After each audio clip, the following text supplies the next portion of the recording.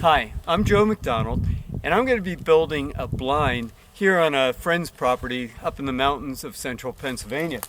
And I'm making it out of bamboo because I'll keep it here for a period of a couple weeks, and a nylon blind, a regular blind, might get torn up with the wind or whatever.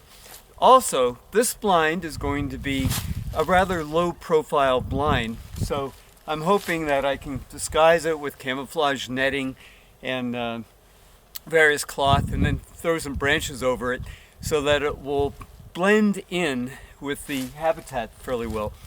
Okay, so I have my first layer here, which is just a kind of a stretchy black material. Unfortunately, it didn't fit around the whole blind, but I have enough camouflage cloth here that I'll be able to put that on the one side, and then I'll put stuff over the top. So I have one layer of black cloth. I've just put on another layer here of a thin netting, and I have to put that around the whole front and then over the top as well. And I'm securing this with either little clamps like you can see down here, or with zip ties. And in fact, I'll be using zip ties and puncturing holes into the material so I can tie that in. It'll be real secure and it won't be blowing in the wind.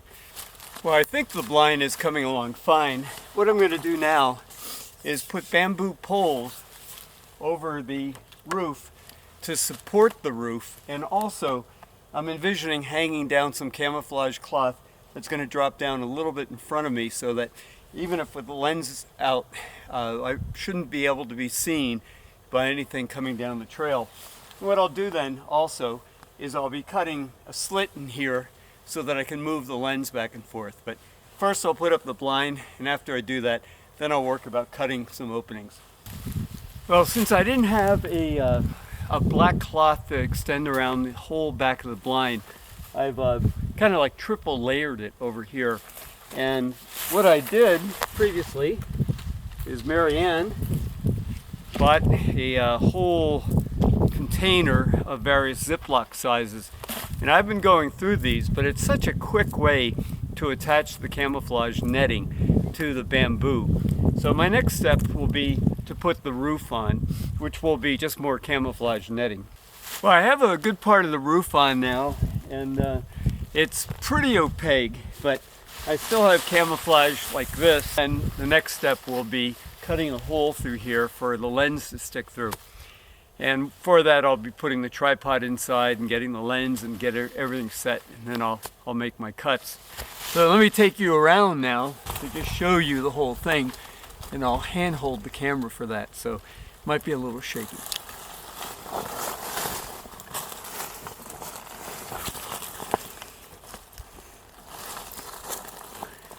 So you can see right here is where I still have to do some camo because there's a possibility that something could look through and see me there. But here's the beginning part of the roof. Nothing to really add here except it is April 1st as I'm doing this, and right now I have, I don't know if you'd call it snow or freezing rain or sleet, but I have wonderful, miserable conditions just popping down, so just wanted to share that.